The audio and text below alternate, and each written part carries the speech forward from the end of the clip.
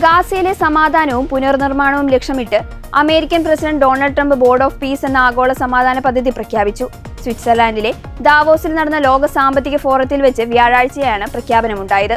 Hamas ഉടൻ ആയുധം ഉപേക്ഷിച്ചില്ലെങ്കിൽ കടുത്ത സൈനിക നടപടി നേരിടേണ്ടി വരുമെന്ന് പദ്ധതിയുടെ ഉദ്ഘാടന ചടങ്ങിൽ ട്രംപ് മുന്നറിയിപ്പ് നൽകി. 35 രാജ്യങ്ങളുടെ പിന്തുണയോടെയാണ് പദ്ധതി ആരംഭിച്ചിരിക്കുന്നത്. ഗാസയിലെ വെടിനിർത്തൽ നടപ്പിലാക്കുന്നതിനൊപ്പം ആഗോളതലത്തിലുള്ള മറ്റ് സംഘർഷങ്ങൾ പരിഹരിക്കാനും ബോർഡ് മുൻകൈ എടുക്കുമെന്നാണ് ട്രംപ് അവകാശപ്പെടുന്നത്. ബോർഡിന്റെ ചെയർമാനായി ട്രംപ് തന്നെ പ്രവർത്തിക്കും. ഈ സമിതി ഐക്യരാഷ്ട്രസഭയ്ക്ക് പകരമല്ലെന്നും മറിച്ച് UN-മായി ചേർന്ന് പ്രവർത്തിക്കുന്ന ലോകത്തിലെ ഏറ്റവും ശക്തമായ ബോർഡായി മാറുമെന്നും ട്രംപ് പറഞ്ഞു.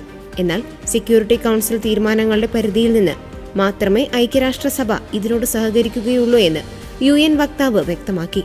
ലോകത്തിലെ മറ്റു സംഘർഷങ്ങളെക്കുറിച്ചും ട്രംപ് പരാമർശിച്ചു. യുക്രൈൻ യുദ്ധം പരിഹരിക്കുക എന്നത് താൻ വിചാരിച്ചതിനേക്കാൾ പ്രയാസകരമായ ഒന്നാണെന്ന് അദ്ദേഹം പറഞ്ഞു.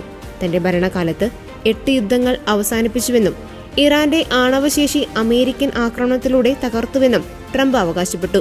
ഗാസയിലെ വെടിനിർത്തൽ നിലവിൽ ദുർബലമാണെന്നും ഹമാസ് നിരായുധരാകാത്തതാണ് ഇതിന് പ്രധാന തടസ്സമെന്നും ട്രംപിന്റെ മരുമകനും ചർച്ചകളിലെ പ്രധാനിയുമായ ജാറഡ് കുഷ്നർ പറഞ്ഞു.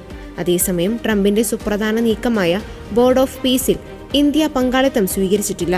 പദ്ധതിയുടെ ഭാഗമാകാൻ പ്രധാനമന്ത്രി നരേന്ദ്രമോദിക്ക് ട്രംപിന്റെ ക്ഷണം ലഭിച്ചിരുന്നെങ്കിലും ഗാസയിലെ ഭരണ സംവിധാനം ഉൾപ്പെടെയുള്ള വിഷയങ്ങളിലെ തന്ത്രപരമായ വശങ്ങൾ പരിഗണിച്ചാണ് ഇന്ത്യ വിട്ടുനിൽക്കാൻ തീരുമാനിച്ചതെന്ന് നയതന്ത്രജ്ഞർ വ്യക്തമാക്കി.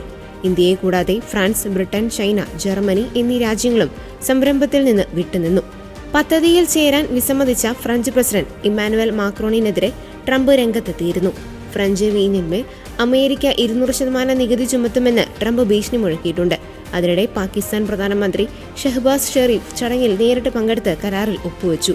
സൗദി അറേബ്യ, ഇസ്രായേൽ, തുർക്കി, UAE, അർജന്റീന, ഇന്തോനേഷ്യ, അസർബൈജാൻ തുടങ്ങിയ രാജ്യങ്ങൾ പദ്ധതിയുടെ സ്ഥാപകാംഗങ്ങളാണ്. റഷ്യ ഈ ബോർഡിൽ ചേരുന്ന കാര്യം പരിഗണിച്ചു വരികയാണെന്നും റിപ്പോർട്ടുകൾ സൂചിപ്പിക്കുന്നു. ഇസ്രായേൽ പ്രധാനമന്ത്രി ബെഞ്ചമിൻ നെതന്യാഹുവും ഈ ബോർഡിൽ ചേരാൻ സമ്മതിച്ചിട്ടുണ്ട്.